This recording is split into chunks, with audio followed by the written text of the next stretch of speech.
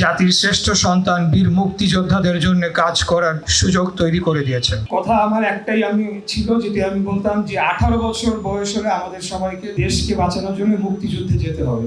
আজকে এই কথাটা বলার উদ্দেশ্য এটাই যে বিগত 17 বছর ফ্যাসিস্ট সরকারের আমলে যখন আমরা আন্দোলন সংগ্রাম লড়াই করেছি, অনেক বৈরী পরিস্থিতি, অনেক বাধা বিপত্তি, অনেক জেল জুলুমের মোকাবেলা করে আমাদেরকে সেই আন্দোলন করতে হয়েছে এবং প্রত্যেকটি ক্ষেত্রে প্রত্যেকটি সময়ে আমাকে সাহস জুগিয়েছে যে আমি একজন বীর মুক্তিযোদ্ধার সন্তান।